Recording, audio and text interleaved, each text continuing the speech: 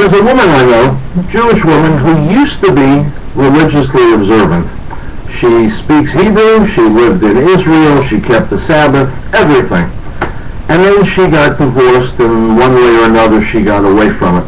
And in talking to her about it, because she knows I'm an Orthodox Jew, I can see in her eyes and I can hear in her voice that she misses it, that she'd like to get back to it, but she, for some reason, feels there's no way back. She can't find the way back. She's too set in her ways, and she doesn't want to make the attempt. Maybe she feels it's too late for her, or God would not accept her back, something like that. When I became religious, I was almost 30, and it was a very, very weird thing. Maybe my experience can be instructive to some of you. I became aware that there was such a thing as God, but I wasn't prepared to let it intrude on my life. But the more I thought about it, the more I realized that it had to intrude. If this was the ultimate truth that I had finally discovered, I had to accommodate it. And so I started in small ways. I started cutting out shellfish and pork, and then I stopped going and playing ball on Saturdays. I stopped watching TV on Saturdays, and I stopped going out on Friday nights, and that kind of thing. And this is over a period of many, many months. I began to want to cover my head, to wear a yarmulke. But, of course, I was not about to go out in public with my head covered, because people would look at me like I was crazy. So I began slowly. I started wearing my yarmulke only in my apartment in Brighton Beach. And if I had to go out, like at night, to move the car for alternate side of the street parking, I would take it off and then I would go move the car. Then I got a little bit bolder and I would put on a baseball cap to go out and move the car. Then I started venturing out with a yarmulke on, but if I saw anybody coming down the street, I'd pull it off and put it in my pocket. Little by little, I got brave enough to the point where I could actually move my car from one side of the street to the other with my yarmulke on. But there was no way I was going to go out in public with this thing.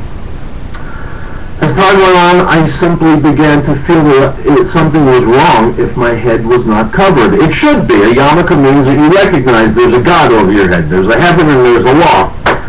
And I began to feel hypocritical for not covering my head in public, but it would have been the most excruciatingly embarrassing thing I could think of to do. Well, one day I got on my bicycle and I rode down Brighton 14th Street towards the boardwalk, and on the left was a cleaner's. And in front of the cleaners was a man dressed in Pakistani garb with a rug on the sidewalk. And clearly he was a Muslim, because the next thing he did as I rode past was get down on his knees and begin bowing towards the east, towards Mecca. And I remember this moment to this day, and this was 20-some odd years ago. I remember this moment very clearly. I remember thinking, if he is willing to do that in public, that I should not be embarrassed to wear a yarmulke in public. The next day was Monday. I finished davening or praying in my apartment, and I left the yarmulke on. And I walked to the subway, and I felt like everybody on the planet was staring at me. I felt terrible. I got on the yarmulke praying that I would not come across anybody I knew. And fortunately, I didn't. I got all the way to work, and when I walked into the office, people just stared at me, jaws dropped. I got to my office, and several of my coworkers came in and said, "Helen, are you okay? Something wrong? What's going on? What's that thing?" One guy asked me why I was wearing a pot holder on my head. Well, I was embarrassed and I was humiliated, and my face turned red, and people snickered and chuckled, and they walked away, and then life went on. I left it on, and I finished the day's work, and I went home. And by the time I came back the next day, people had gone on to other things, and I was no longer the topic of conversation, and it's remained on to this very day. It takes courage. It takes chutzpah. It takes a thick skin. But you know what? It's good to have the courage of your convictions, because ultimately maybe that's about all we can really have in this world. We've got to do what we know to be right for us. In that case, I knew that connecting with Judaism and being true to God was what was right for me. And it's right for every Jew. Problem is, 2,000 years of exile from our home in Israel. The problem is centuries of assimilation. The problem is peer pressure. The problem is anti-Semitism. And for one reason, and also just plain habit. And one reason or another, even those of us who feel an attachment to Judaism, we're reluctant to get close to the trappings of Judaism, the observances and practices. I'll never forget, when I talked to my parents the first time I wore my yarmulke.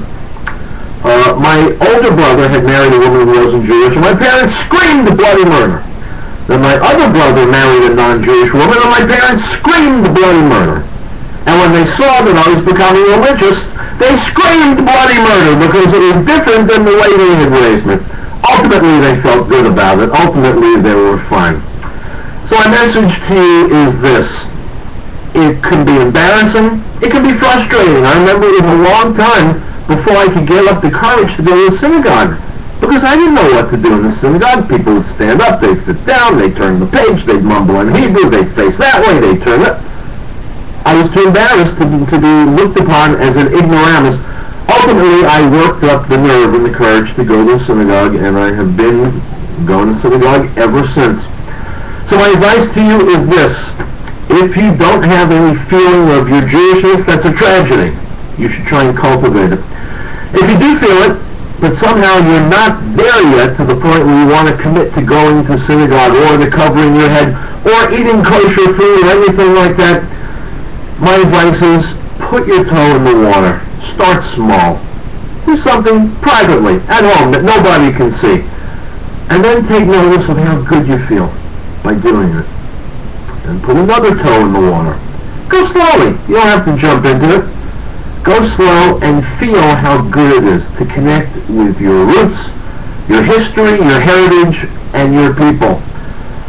I was almost 30 when the process began for me. Now I'm an old geezer of 53.